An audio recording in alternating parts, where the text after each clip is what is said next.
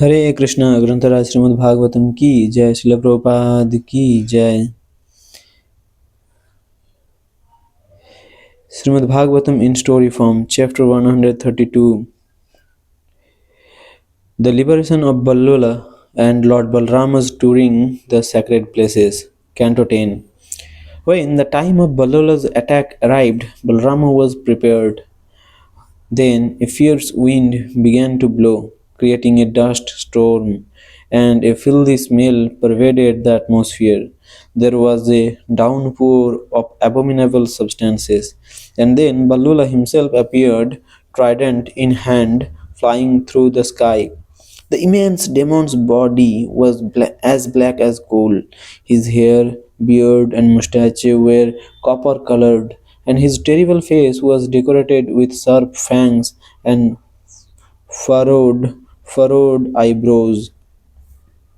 Balrama called for his plough and club, and upon being summoned, they immediately appeared at the first opportunity.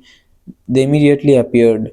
At the first opportunity, Balrama caught hold of the demon with the tip of his plough and dragged him down from the sky.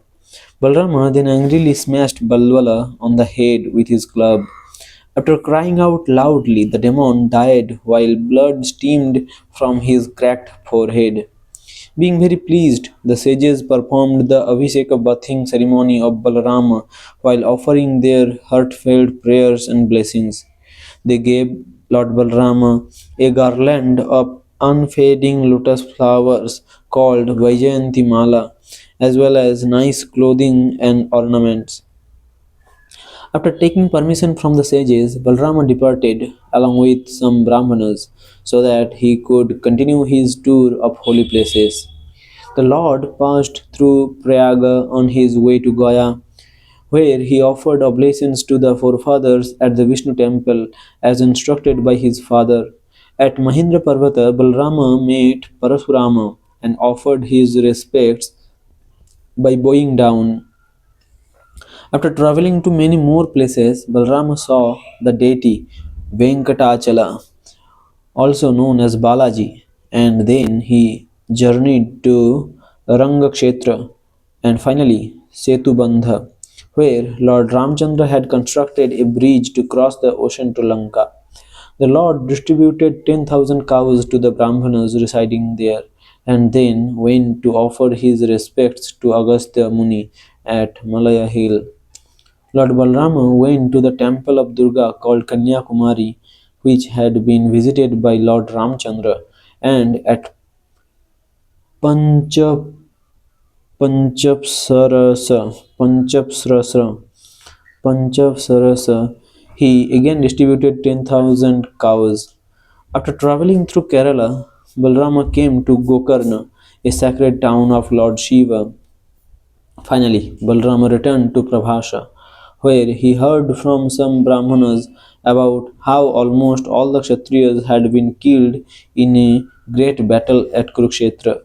Balrama felt relieved that the burden of the earth had been reduced, but when he heard that a fight with clubs was going on between Bhima and Duryodhana, he quickly departed for Kurukshetra, hoping to stop it. When Yudhishthira, Arjuna, Nakula, and Sahadeva saw Balrama arrive, they offered respectful obeisances but remained silent, thinking that he may have come to help Duryodhana, to whom he had previously taught the art of fighting with a club. Lord Balarāma found Duryodhana and Bhima fighting very enthusiastically with clubs in front of a large audience. Because of their great skill, it almost appeared as if they were dancing, although both were very enraged, circling around one another while striving for victory. As the well-wisher of both, Lord Balarāma said, O Duryodhana, O Bhima, listen, Bhima is the stronger, whereas Duryodhana is better trained. But overall, you two are evenly matched. I do not see how either of you will be able to win. Therefore, please stop this useless battle.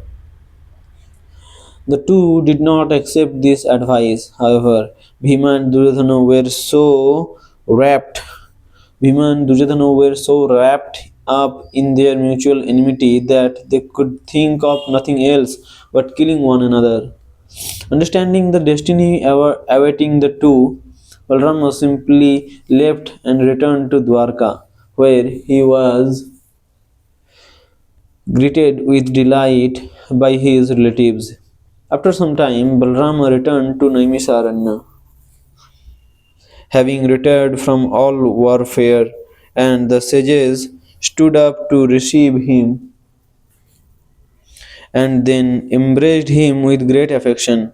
At the request of the sages, Balarāma performed various sacrifices, and he bestowed upon them the pure spiritual knowledge by which they could see the whole universe within him and also see him pervading everything.